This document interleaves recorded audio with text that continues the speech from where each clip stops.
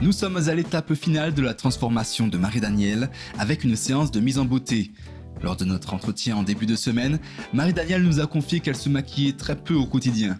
Quand j'ai un événement que je dois sortir, soit au resto ou une formation, enfin quelque chose qui sort de l'ordinaire, je sais faire le minimum. Mais au quotidien, non, je ne me maquille pas. Retrouvons immédiatement notre candidate en compagnie de Clarissima, notre maquilleuse professionnelle. Notre professionnelle commence par nettoyer la peau de Marie-Danielle avec une lingette démaquillante, puis elle applique une crème hydratante. Il est essentiel de prendre soin de votre peau avant de débuter votre maquillage. Pour le teint, Clarissima applique du fond de teint sur le front, les pommettes et le menton, puis elle passe à la correction des imperfections.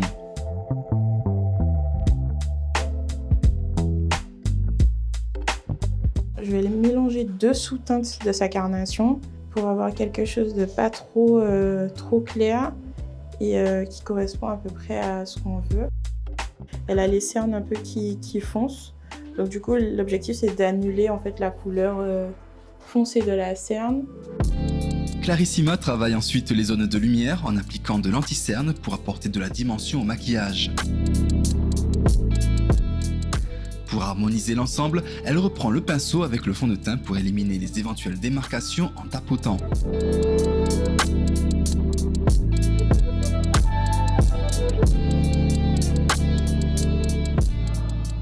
Pour poursuivre, elle fixe l'ensemble en utilisant de la poudre matifiante avec un pinceau à poils longs. Elle effectue ce geste sur toutes les zones où elle a appliqué de l'anti-cerne, notamment sous les yeux, sur l'arête du nez et le front. Cela permet de lisser la peau tout en préservant sa luminosité.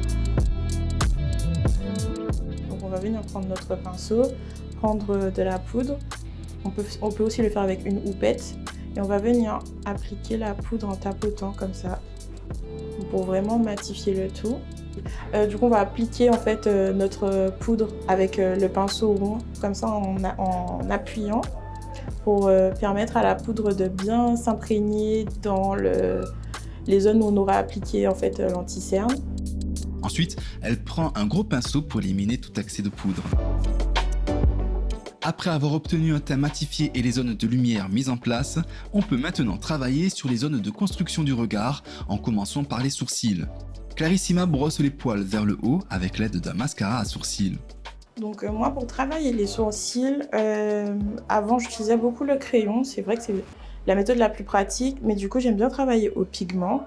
Tu récupères une palette en fait et tu vas venir essayer de créer en fait la couleur de ton sourcil sans trop le foncer, on va éviter le noir. Donc, du coup je vais faire des mouvements vifs vers le haut, en suivant en fait le sens du poil de tes sourcils.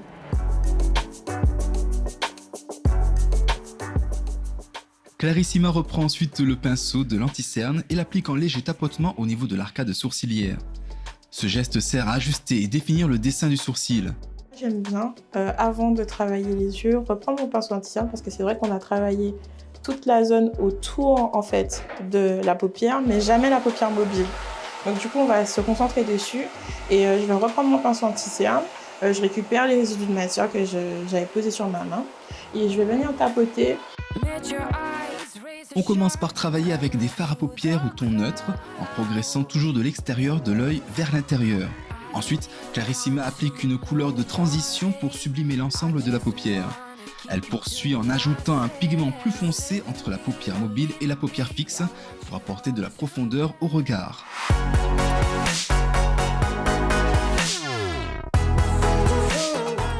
Notre maquilleuse vient apporter de la profondeur au regard de Marie-Danielle avec un dégradé de couleur brun et en soulignant sa ligne de cils. Ensuite, elle apporte de la luminosité en utilisant la technique du cut crease à l'intérieur de l'œil. Là, je lui applique du mascara du coup sur les cils, la rangée de cils supérieurs. Pareil, toujours mouvement de zigzag sur les cils du bas. Notre maquilleuse a entre-temps rehaussé le teint et apporté un effet bonne mine en appliquant un peu de blush sur les pommettes de Marie-Danielle.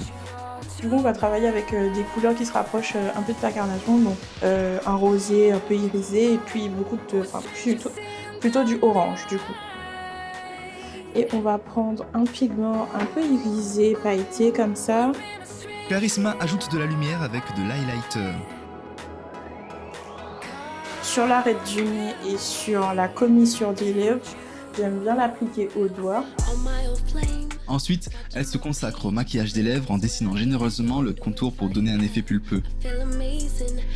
Charisma apporte une touche de glamour aux lèvres de Marie-Danielle en utilisant d'abord un gloss marron pour correspondre à sa carnation.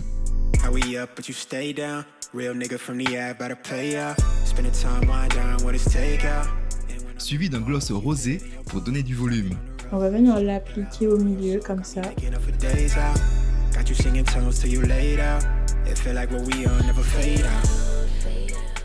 Et voilà, on a terminé.